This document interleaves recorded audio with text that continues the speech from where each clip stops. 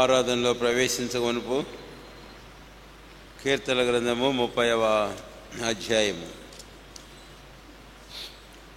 11, 12 వచనములు అందరము కలిసి చదువుకుందాం.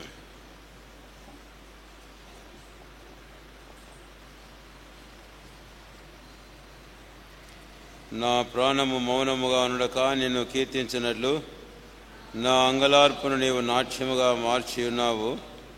నీవు నా గోనెపట్ట విడిపించి సంతోష వస్త్రము నన్ను ధరింపజేసి ఉన్నావు.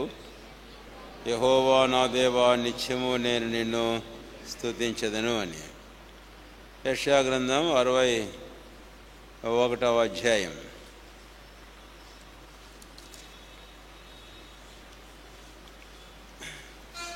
యెషయా గ్రంథము 61వ అధ్యాయము 3వ వచనం అందరము కలిసి చదువుకుందాం. 3వ వచనము అందరము కలిసి. సియోనులో దుఃఖించు వారికి ఉల్లాస వస్త్రములు ధరింపజేయుటకును, బూడిదకు ప్రతిగా పూదండను, దుఃఖమునకు ప్రతిగా ఆనంద తైలమును, భారభరితమైన ఆత్మకు ప్రతిగా స్తుతి వస్త్రమును వారికి ఇచ్చుటకును ఆయన నన్ను పంపి ఉన్నాడు. యెహోవా తన్ను మహిమపరుచుకున్నట్లు నీతి అను మస్తక వృక్షములనియు యెహోవా నాటిన చెట్లనియు వారికి పేరు పెట్టబడును. ప్రార్థన చేసుకుందాం. ప్రేమగల మా తండ్రి, ఈ ప్రభు దినానికే మీకు స్తోత్రాలు.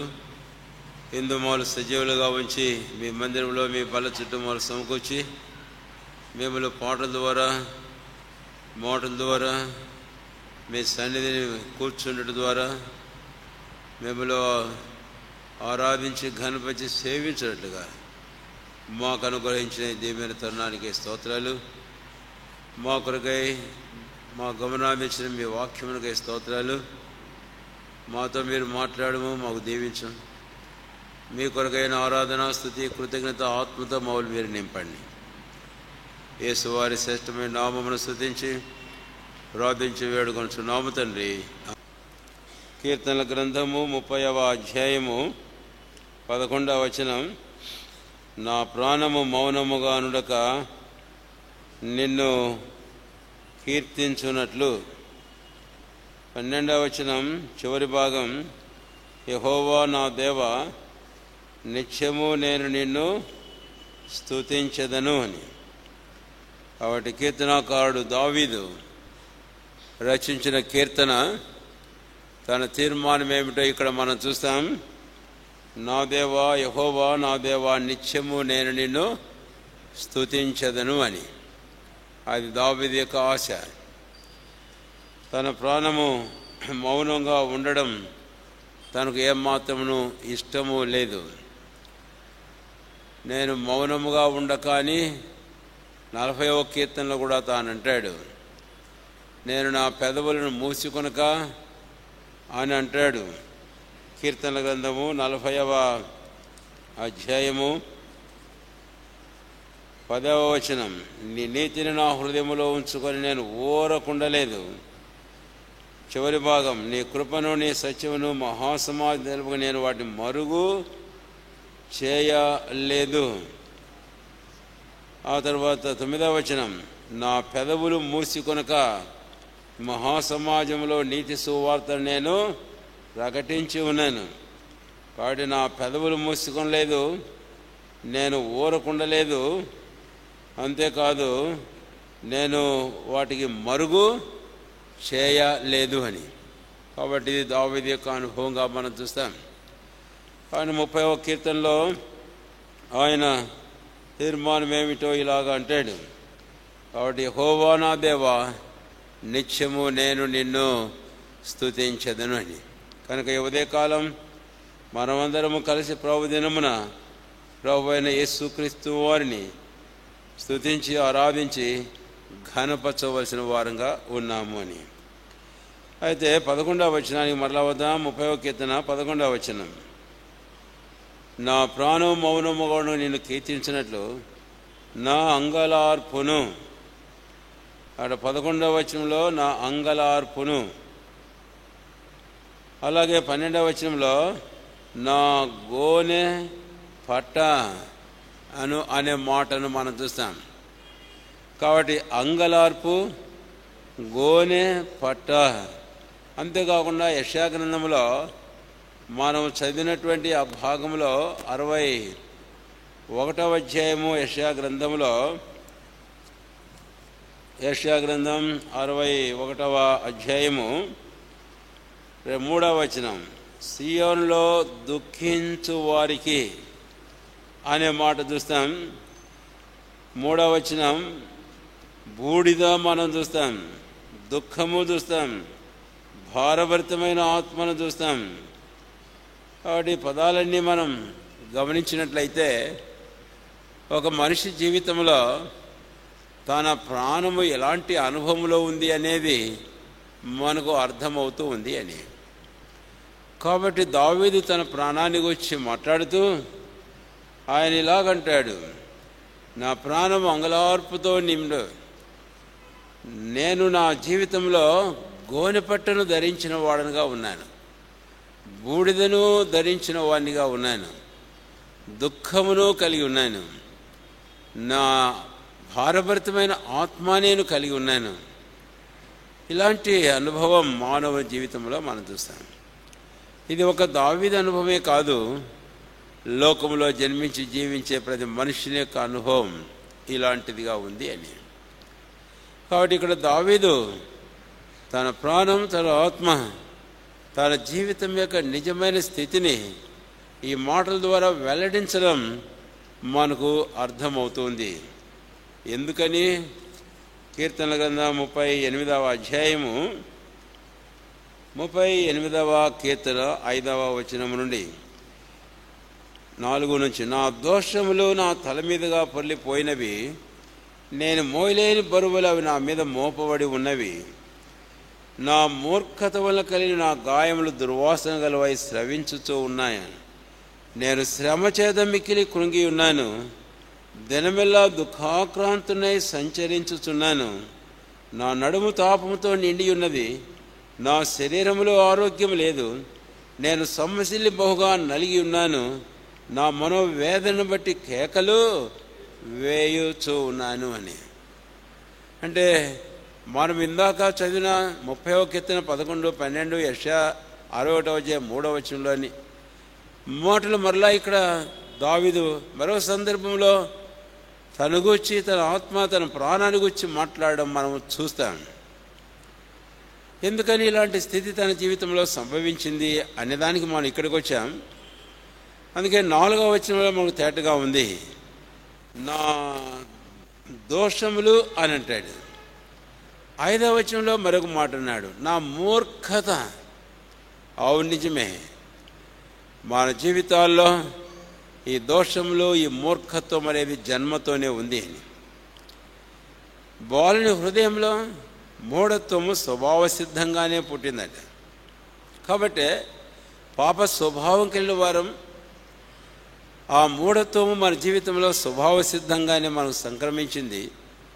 కాబట్టి మన దోషములు, మన మూర్ఖత, మూఢత్వాన్ని బట్టి మన జీవితాలలో మనకు ఇలాంటి దుస్థితి సంభవించింది అని, ఇలాంటి దుస్థితి మనకు సంభవించింది అని. ఈ అనుభవంలో ఏ మనిషి కూడా ప్రభువైన దేవుని స్తుతించలేడు, కీర్తించి ఆయనను ఏమాత్రము ఘనపరచజాలడు అని. అందుకని ఇప్పుడు దావీదు మరొక మాట మాట్లాడతాడు. 30వ కీర్తన 11, 12వ వచనం, కీర్తన గ్రంథం 2వ పంక్తి చూద్దాం వచనం, నా ప్రాణము మౌనముగా ఉండగా నిన్ను కీర్తించినట్లు నా అంగలార్పును నీవు నాట్యముగా. 12వ వచనం, నీవు నా గోనె పట్టను విడిపించావు అని. కాబట్టి నేను నిత్యము నిన్ను కీర్తించాలి. అదే నేను నిత్యము నిన్ను కీర్తించడానికి నేను తగినవాడిని కాను. ఎందుకంటే నా ప్రాణములో, నా ఆత్మలో అంగలార్పు, నిట్టూర్పు, వేదన, భారము, కృంగుదల, ఇవన్నీ కారణమేమిటి? నా దోషములను బట్టి, నా మూర్ఖతను బట్టి. అలాంటి వాడినిగా నేను నిన్ను కీర్తించలేను. అందుకని ఇప్పుడు నీవేం చేశావు అని అంటే, నీవు నా అంగలార్పును ఏం చేశాడట? నాట్యముగా మార్చావు. నీవు నా గోనె పట్టును విడిపించావు.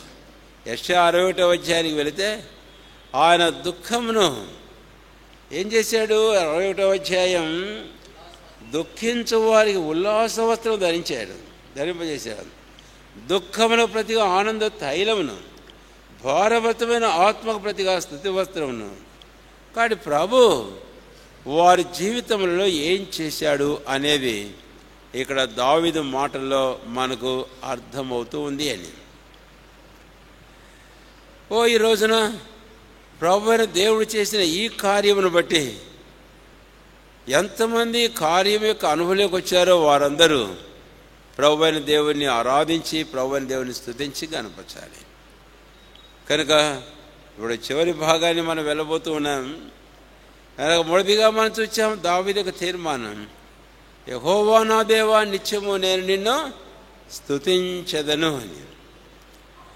అదే నేను నిన్ను స్తుతించాలంటే తన మాటల్లో తన జీవితం గత అనుభవాన్ని గురించి మాట్లాడేటప్పుడు, నా ప్రాణము అంగలార్పుతోను, నా జీవితం గోనెపట్ట చుట్టబడింది గాను, దుఃఖంలోను ప్రలాపంలోను నేనున్నాను, అలాంటి వాడిని కానీ చేయలేను.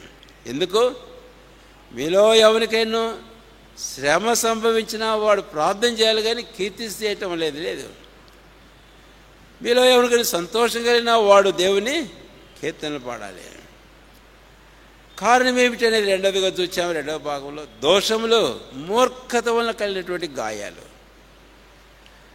అయితే ఇప్పుడు ఏం దేవుడు ప్రభు ఏం చేశాడు ఆయన కొరకంటే, నీవు నా అంగలార్పును నాట్యంగా మార్చావు, నీవు నా గోనె పట్టును విడిపించావు, నీవు నా బూడిదను తొలగించావు, నీవు నా భారభరితమైన ఆత్మ నా భారాన్ని దింపివేశావు, ఇప్పుడు నాకు దుఃఖమును నీవు తొలగించావు. దేవునికి స్తోత్రం. ఈ శ్రేష్టమైన అనుభవంలోనికి మనము తీసుకొని రాబడిన వారమైతే, ఈ మాటలు మనము చెప్పగలిగితే, అలాంటి వారంగా ప్రభువును ఆరాధించి ప్రభువును ఘనపరచగలమని. ఈ సందర్భంలో మూడవ భాగం నేను ఇలాగా జ్ఞాపం చేయాలని కోరుతూ ఉన్నాను. 61వ అధ్యాయం యెషయా గ్రంథం 10వ వచనం చూడండి దయచేసి. యెషయా గ్రంథం 61వ అధ్యాయం 10వ వచనం.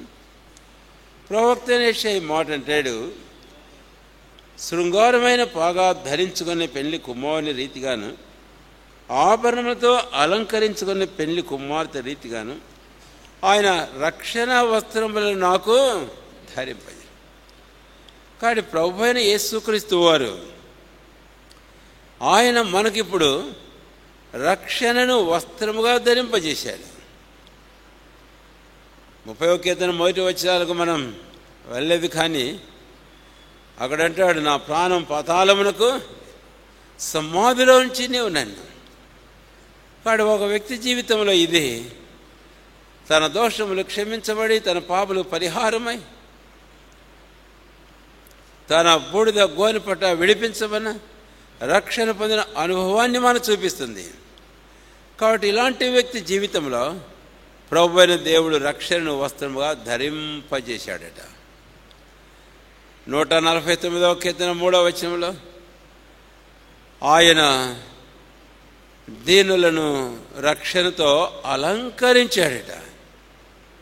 కాబట్టి ఈ ఉదయకాలం మన ప్రభు అయిన యేసుక్రీస్తు వారు, నేను మరలా రెండవ భాగంలో చివరి తలంపు వెళ్ళడం లేదు, గోనె పట్టును విడిపించాడు ఇదంతా అని. అయితే ఇప్పుడు అవన్నీ తీసి ఆయన మనకు రక్షణను వస్త్రముగా ధరింపజేశాడు. కాబట్టి ఇప్పుడు రక్షణ వస్త్రమును ధరించినటువంటి అనుభవం మన జీవితాలలో. అయితే ఈ రక్షణ అనే వస్త్రం మనం ధరించడానికి, మనకు బదులుగా ఆయన శిక్ష అనే మన వస్త్రమును ఆయన ధరించాడు. అది ఇక్కడ మనం చూస్తాం. అవును, నిజంగానే ప్రభువైన యేసుక్రీస్తు వారికి ఆయన రాజుగా జన్మించిన ప్రభు తూర్పు దేశపు జ్ఞానులు బంగారమును బోలమును సాంబ్రాణిని వారికి తీసుకొని వచ్చారు. అలాంటి వాడుగా ఆయన ధరించవలసిన వస్త్రములు ఊదారంగు వస్త్రములు. నిజమే, యేసయ్యను ఎగతాళి చేయొచ్చు, వారు ఆ వస్త్రములు ఆయన ధరింపజేశారు, యూదులకు రాజు అని. అవును, నిజమే, వారు ఎగతాళి చేసినప్పటికీ. అయితే తదుపరి ఆ వస్త్రములు తీసివేసి ఏం చేశారట? వారు సెలవుకు వెళ్ళడానికి ఆయన్ని సిద్ధపరిచారు. కాబట్టి ఆయన మన శిక్షను ఆయన తనకు వస్త్రముగా ధరించాడు. ఆ రక్షణ అనే వస్త్రమును మనకు ధరింపజేయడానికి అని. రెండవదిగా మనం గమనిస్తే 61వ అధ్యాయం 10వ వచనం చివరి భాగం, నీతి అను పైబట్టను ఆయన నాకు ధరింపజేసి ఉన్నాడు. రెండవదిగా ఆయన నీతి అనే పైబట్టను నాకు ధరింపజేశాడు. అందుకనే పౌలు అంటాడు 2 కొరింథీ 5వ అధ్యాయము 21వ వచనంలో, ఆయన యందు మనం దేవుని నీతి అగునట్లు పాపమెరుగని క్రీస్తు మన కొరకై పాపముగా చేయబడ్డాడు. ఏ వస్త్రము ఆయన ధరించాడు?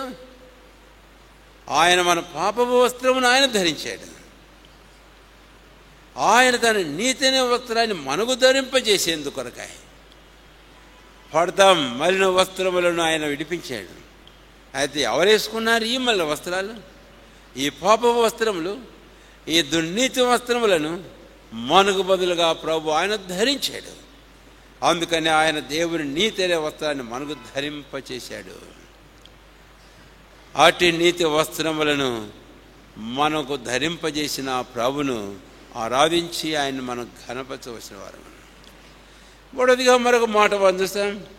యెషయా గ్రంథం 61వ అధ్యాయము 3వ వచనం, సీయోనులో దుఃఖించు వారికి ఉల్లాస వస్త్రములను ధరింప చేయుటకును. ఏ వస్త్రములు ఆయన మనకు ధరింపజేశాడట? ఉల్లాస వస్త్రములు ధరింపజేశాడు. కనుక ది గార్మెంట్స్ ఆఫ్ జాయ్, ఉల్లాస వస్త్రములు. అయితే ఆ ఉల్లాస వస్త్రములు మనకు ధరింపజేసేందుకు కొరకాయ మనకున్న వస్త్రములు ఏ వస్త్రాలు చెప్పండి? మనకుండే ఏ వస్త్రాలు? మనం చూసాం కదా, గోనెపట్ట. గోనెపట్ట దేని చూపిస్తుంది? ప్రలాపమును చూపిస్తుంది, విలాపమును చూపిస్తుంది. నా అంగలార్పు నీవు మాన్పివేశావు, నా గోనెపట్టని విడిపించావు.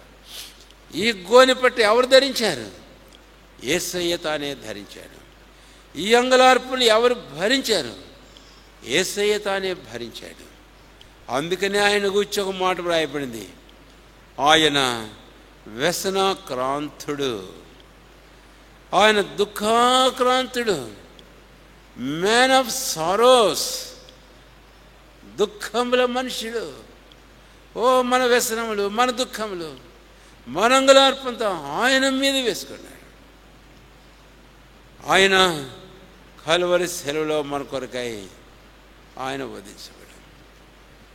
నా దేవా నా దేవా నన్ను ఎలా చేయి విడిచావు అనేది మనం చూస్తే 69వ కీర్తనలోను, ఇంకా ఇతర కీర్తనలోను, 22వ కీర్తనలోను ఆయన శిలువ శ్రమల గురించి అధ్యాయంలో మనం చూస్తాం. నా అంతరంగం, నా హృదయం మైనవలే కరిగిపోయిందంట. అంత దుఃఖం, ఎంత బాధ ఆయన తన జీవితంలో అనుభవించాడు. అందుకనే ప్రవక్త ఆయన గురించి అన్నాడు, పరిశుద్ధాత్మ ప్రేతులే మాట్లాడుతూ, he has become the man of sorrows. అంటే ఆయన మన దుఃఖ వస్త్రమును, మన ప్రలాప విలాపమును, మన గోనె పట్టెను ఆయన తీసుకున్నాడు. ఆయన మనకు ఉల్లాస వస్త్రం అనేది ధరింపజేశాడు. కాబట్టే ఈరోజు మనము ప్రభువైన క్రీస్తునందు ఈ ఉల్లాస ఉత్సాహ సంతోషములు అనే వస్త్రం ధరించి మనం బహుగా ఆనందించుచూ ఉన్నాము అని. ఇదే మూడవదిగా మనం చూస్తాం. రండి తర్వాత 61వ అధ్యాయము యెషయా గ్రంథం 61వ అధ్యాయము 3వ వచనం, దుఃఖములో ప్రతిగా ఆనంద తైలమును, భారవతమైన ఆత్మకు ప్రతిగా ఆయన స్తుతి వస్త్రమును వారికి ఇచ్చుటకు ఆయన నన్ను పంపి ఉన్నాడు.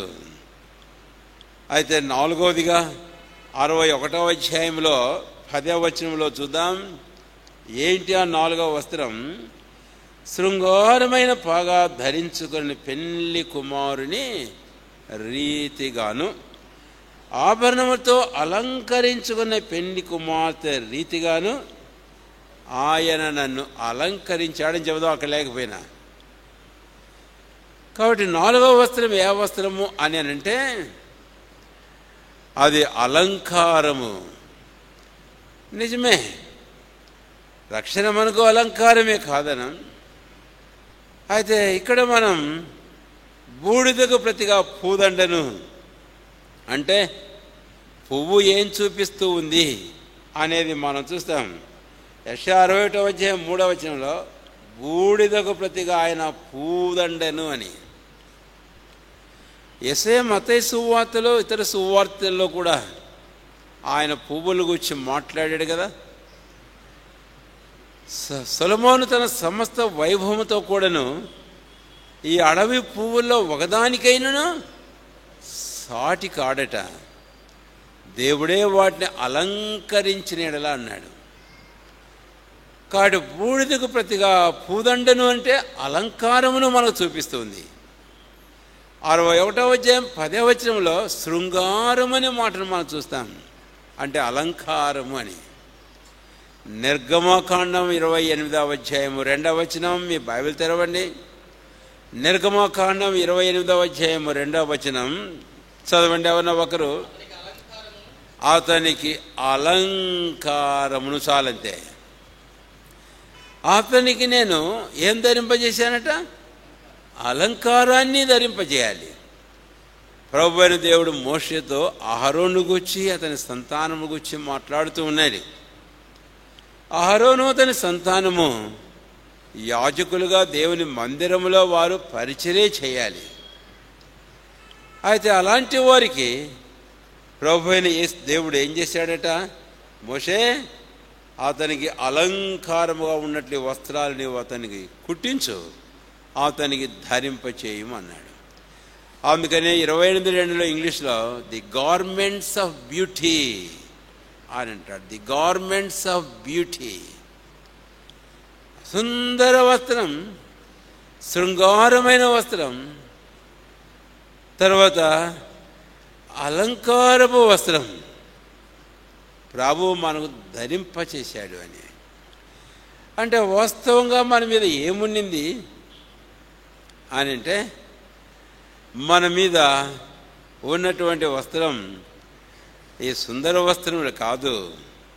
యెషయా గ్రంథం 52వ అధ్యాయంలో మనం చూస్తాం, యెరూషలేమా లేవు, లేచి ధూళి దులుపుకొను అనంటూ నీ సుందర వస్త్రమును ధరించుము అన్నాడు. అయితే ప్రభు ఇప్పుడు ఈ సుందర సౌందర్య వస్త్రములను ఆయన మనకు ధరింపజేశాడు. ఆ వస్త్రములు మనకు నిందను అవమానమును తెచ్చాయి. అయితే ఈ వస్త్రం 2వ పదం ఏముంది తెలుసా? 28వ అధ్యాయం 2వ వచనం, నిర్గమ 28:2. ఆ వస్త్రములు వారికి ఏంగా ఉంటాయంట? అలంకారమును ఘనతయు కలుగునట్లు. కాబట్టి ఈ సుందర వస్త్రం, ఈ శృంగారమైన వస్త్రం, ఈ సౌందర్యమైన అలంకారకృతమైన ఈ వస్త్రం ఘనతకు కారణమైంది. తప్పిపోయిన కుమారుని ఒకసారి మనం గమనించినట్లయితే లూకాసు సువార్త 15వ అధ్యాయంలో తండ్రి వద్దకు వాడు తిరిగి వచ్చినప్పుడు ఎలాంటి వాడుగా వచ్చాడు మనకు అర్థమవుతుంది. వాని దృశ్యాన్ని మన వాక్యంలో చాలా జాగ్రత్తగా చూస్తే, వాడికి తినడానికి ప్రాణము కాపాడుకోవడానికే వారికి ఏమి లేదట. తన శరీరమును కాపాడుకోవడానికే వానికి ఆహారం లేనప్పుడు ఇక వస్త్రం వానికి ఎక్కడి నుంచి వస్తుంది? అందుకే తండ్రి ఎద్దుకు రాగానే ఏమన్నాడు తండ్రి? మీరు వారి వస్త్రములను తొలగించి ప్రశస్తమైన వస్త్రములు వానికి ధరింపచేయండి. అంటే ఫాదర్ బ్యూటిఫైయింగ్ హిస్ సన్, తండ్రి తన కుమారుని సుందర సౌందర్యంతో నింపుతూ ఉన్నాడు. ఇప్పుడు అది వానికి ఘనత. ఒకప్పుడు నింద అవమానమునకు చినిగిపోయిన చింపిరి వస్త్రములు ధరించినటువంటి వాడు. అవును, నిజమే. ఇట్టి వస్త్రాన్ని మనకు ధరింపజేసేందుకు కొరకాయ మన ప్రభువైన యేసుక్రీస్తు వారు ఏం వస్త్రం ధరించాడో తెలుసా? అది చెప్పుకుంటూనే వస్తున్నాం ప్రతిదానికి కూడా. అందుకని ఆయన్ను సిలువ వేయడానికి అప్పగించినప్పుడు ఆయన మీద ఉన్న ధూమ్రరక్తవర్ణ వస్త్రములు తొలగించి ఏం చేశారట ఆయన వారికి? చివరికి సిలువ వేయబడినప్పుడు మనం గమనించినట్లయితే ఆయన కేవలం వస్త్రహీనుడుగానే, ఆయన దిగంబరిగా, అంటే ఆయన సిగ్గు అవమానభరితుడుగా ఆయన సిలువలో వేలాడాడు. ఎందుకని? ఆ ధూమ్ర వస్త్రాన్ని మనకు ధరింపజేసేందుకు, ఆ శృంగారమైన సుందర వస్త్రాన్ని మనకు ధరింపజేసేందుకు. దేవునికి స్తోత్రం. ఆ నిందను, అవమానమును, ఆ గోనె పట్టెను, ఆయన ఆ బూడిదను ఆయన తన మీద వేసుకున్నాడు. మనకు శృంగారమైన సుందర వస్త్రమును ధరింపజేశాడు. అయితే దేవునికి స్తోత్రం. అందుకని యెషయా 61వ అధ్యాయంలో ఆ మాటలన్నీ మనకు రాయబడ్డాయి. అలాగా నేను చేయుటకు ఆయన నన్ను ఏం చేశాడట? అభిషేకించాడు తండ్రి. ఇక్కడ కుమారుడైన క్రీస్తుగా ఆయన లోకానికి ఎలాగ ఎందుకు పంపించబడ్డాడనే విషయాన్ని గురించి మాట్లాడేటప్పుడు ఆయన అలాగన్నాడు, ఇవన్నీ నేను ధరించాను, వీటిని వారికి నేను ధరింపజేసేందుకు ఆయన నన్ను పంపించాడు. లోకానికే తెంచాను, అవన్నీ నేను ధరించుకున్నాను, అవన్నీ నేను తీసుకున్నాను, నావన్నీ వారికి నేను ఇచ్చాను. కాబట్టి ఇప్పుడు 4వదిగా మనల్ని ఆ సుందర శృంగార వస్త్రంతో ధరింపజేసేందుకు ఆయన సిగ్గును అవమానను వస్త్రంగా ఎలాగా ధరించాడు. ఆయన మన నిందను అవమానం తొలగించాడు. ఆయన మనకు ఘనతను ధరింపజేశాడు. అవును, సామెతలు 14వ అధ్యాయం చివరి 2వ వచనాల్లో పాపము ప్రజలకు అవమానం తెచ్చును, అయితే నీతి జనములు ఘనతకెక్కుటకు కారణమైంది అని. కాబట్టి ఈ 4 వస్త్రాలు ఇక్కడ మనం చూస్తాం. అది అహరోనుకు అలంకారముగాను ఘనత నిమిత్తమైన వస్త్రములుగా ఉండును అని దేవుడు మోషేతో సెలవిచ్చాడు. ఈరోజు అట్టి వస్త్రములను ఆయన మనకును ధరింపజేసినట్లుగా మనము చూస్తాం. అయితే ఇలాంటి వస్త్రములు ధరించిన మన జీవితంలో ఇక్కడ మనకు ఒక మాట రాయబడింది. యెషయా 61వ అధ్యాయంలో 3వ వచనంలో రండి దయచేసి. యెషయా 61వ అధ్యాయం 3వ వచనం 5వ పంక్తి, భారభరితమైన ఆత్మకు ప్రతిగా స్తుతి వస్త్రములను వారికిచ్చుటకు. కాబట్టి ఇప్పుడు మనకు ఆయన ఏమిచ్చాడు అనంటే స్తుతి వస్త్రమును ఆయన మనకు అనుగ్రహించాడు అని. కాబట్టి ఇట్టి వస్త్రమును మనం ధరించినటువంటి వారంగా మన ప్రభు అయినటువంటి యేసుక్రీస్తు వారిని మనము స్తుతించి ఆరాధించాలి. ఇప్పుడు ఒక్కసారి ఆ మాట వెళ్దాం. నిర్గమ 28వ అధ్యాయం 2వ వచనాన్ని మనం వెళ్ళినప్పుడు అహరోనుకు ఆయన కుమారులకును ఈ వస్త్రాలు ధరింపజేసినప్పుడు దేని కొరకు తెలుసా? చెప్పండి, దేని కొరకు? పరిశుద్ధ స్థలములో వారు యాజకత్వపు సేవను చేయుటకు, యాజకత్వపు సేవను చేయుటకు. అంటే అది మరొక రీతిగా మనం చూస్తే కనుక వారు ధరించినట్టు వస్త్రాలు స్తుతి వస్త్రములు, అంటే సేవా వస్త్రములు, యాజక వస్త్రములు. అవును, ఈరోజు మనకు ఆయన ధరింపజేశాడు. అందుకనే నూతన నిబంధనకు రాజులైన యాజకులముగా చేయబడిన మనం ఆ దేవునికి మనమును పరిశుద్ధమైన అర్పణలను, ఆత్మ సంబంధమైన అర్పణలను అర్పించవలసిన వారుగా ఉన్నాం. కాబట్టి ఈ ఉదయకాలం ఈ తలంపులు మన హృదయంలో ఉంచుకున్న వారమై ప్రభువును మనం ఆరాధించి గణపరుస్తాం. 1, యెహోవా నా దేవా, నిత్యము నేను నిన్ను స్తుతించదను. ఆ సందర్భంలో నేను జ్ఞాపం చేశాను, నా పెదవులు నేను మూసుకొనను, నేను మౌనముగా ఉండను. ఆ తర్వాత నేను ఊరకుండను, నేను ప్రకటిస్తాను, నేను కీర్తిస్తాను. దావీదు కీర్తనాకారుని యొక్క మాటలు మనం చూస్తాం. 41 కీర్తనలో ఆ మాటలు మనం జ్ఞాపకం చేసుకుంటూ కూడా వచ్చాము. ఇది మన తీర్మానం అయి ఉండాలి. అయితే రెండవది, ఇలాంటిది మనం చేయాలి అని అంటే మనం తగినటువంటి వారం కాము. ఎందుకు? మనకు ఆ వస్త్రాలు లేవు. ఇలాంటి వారము మనం చూసాము 2వ భాగంలో యెషయా 61వ అధ్యాయంలోను, అంతేకాదు కీర్తనలు 30వ అధ్యాయం 11వ వచనంలో 12వ వచనంలో మనం చూసాము. నా అంగలార్పు, నా గోనెపట్ట, నా బూడిద, నా దుఃఖము, నా నింద, నా అవమానం నా జీవితంలో వస్త్రముగా ధరించిన అనుభవం. అయితే ప్రభువైన యేసుక్రీస్తు వారు ఏం చేశాడు అనేది చూస్తే దావీదు అంటాడు, నీవు నా అంగలార్పును నాట్యంగా మార్చావు, నీవు నా గోనెపట్టును విడిపించావు. ఇలాంటి శ్రేష్టమైన అనుభవాన్ని మనం తీసుకొని రాబడ్డాం. అందుకొరకై మన ప్రభువైన యేసుక్రీస్తు వారు మనకు బదులుగా వీటన్ని ధరించాడు అనేది మనం చూస్తూ వచ్చాం. ఆ తర్వాత 3వ భాగం చెప్పుకుంటూ వచ్చాం కదా, ఏమని? రక్షణ వస్త్రంగా ధరింపజేశాడు, నీతిని మనకు వస్త్రంగా ధరింపజేశాడు.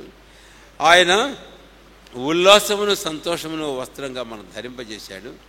4వది, ఆయన ఏ వస్త్రము? అలంకారమును ఘనతను మనకు వస్త్రంగా ధరింపజేశాడు. అటు వారంగా స్తుతి వస్త్రం మన జీవితంలో మన మీద వేయబడింది. అలాంటి వస్త్రం ధరించిన వారమై ప్రభును ఆరాధిద్దాం. అందరం కలిసి 96వ కీర్తన 9వ వచనం చదువుకుందాం. ఆ తర్వాత ప్రభును ఆరాధించడంలో ప్రవేశిద్దాం. రండి. 96వ కీర్తన 9వ వచనం. పరిశుద్ధ అలంకారములు ధరించుకొని యెహోవాకు నమస్కారము చేయడి, సర్వభూజనులారా ఆయన సన్నిధిని. ఇంకా తేలేదు కొంతమంది. 96వ కీర్తన 9వ వచనం అందరం కలిసి బిగ్గరగా తేటగా ప్రార్థనాపూర్వకం చదువుదాం. పరిశుద్ధ అలంకారములు ధరించుకొని యెహోవాకు నమస్కారము చేయడి, సర్వభూజనులారా ఆయన సన్నిధిని. కాబట్టి ఈ ఉదయకాలం ఇలాంటి పరిశుద్ధ అలంకారం ధరించిన వారంగా ప్రభువైన దేవునికి కృతజ్ఞతాస్తుతులు చెల్లిద్దాం.